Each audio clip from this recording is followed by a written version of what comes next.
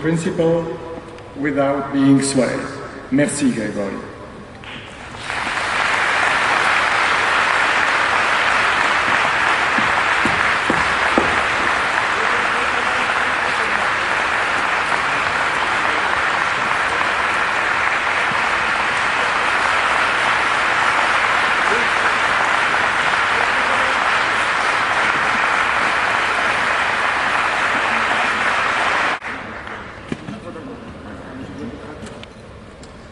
Mesdames et messieurs, bonsoir.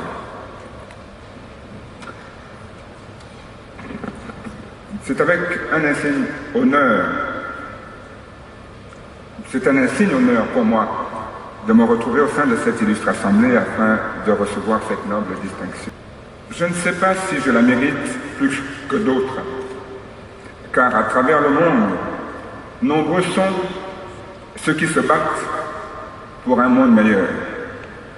Nombreux sont ceux qui, quotidiennement, payent de leur vie cet engagement, comme Sergueï, dont nous regrettons l'absence aujourd'hui. Mesdames et messieurs, face aux multiples formes de la violence totalitaire, une action isolée a très peu de chances d'aboutir, si elle n'est pas soutenue par des forces solidaires. Sans le soutien sans faille de la solidarité internationale que vous animez, je ne serai probablement pas là ce soir. Je ne vous en remercierai jamais assez. Je voudrais remercier particulièrement Transparence France et Survie pour avoir toujours entretenu des relations basées sur le respect et pour avoir été la cheville ouvrière de la grande victoire que nous avons eue cette semaine. En effet, comme vous le savez, comme on vous l'a dit, cette semaine, la Cour de cassation a jugé recevable la plainte d'Ebiam Malaki. Cette décision constitue une victoire historique. Outre qu'elle affirme la volonté d'indépendance de la justice française vis-à-vis des pouvoirs politiques et des puissances d'argent, elle préfigure également la fin de l'impunité du crime patrimonicide qui est l'appropriation du patrimoine public par des individus ou des groupes d'individus. Le fait patrimonicide est un crime réel.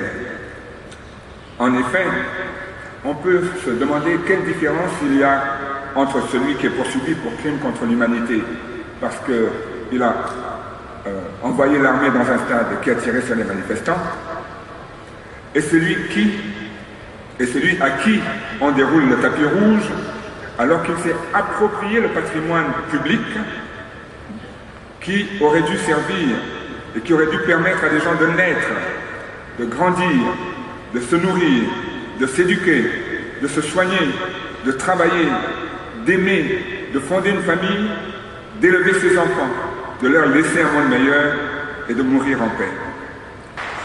La seule différence entre ces deux formes de crime est que le crime patrimonicide est moins spectaculaire. Il n'intéresse indirectement les médias et les opinions que lorsqu'il tourne à la famille, lorsque les peuples spoliés et désespérés par la misère et la mort prennent les armes ou posent des bombes. Il peut en être autrement. Le profit doit servir la vie et non l'inverse. Quel est le bilan humain, je précise bien humain, le bilan humain d'un chef d'État lorsqu'il est directement responsable de la mort d'au moins une personne par jour, 365 morts par an à l'échelle d'un mandat renouvelable à vie? N'est-il pas coupable de crime contre l'humanité?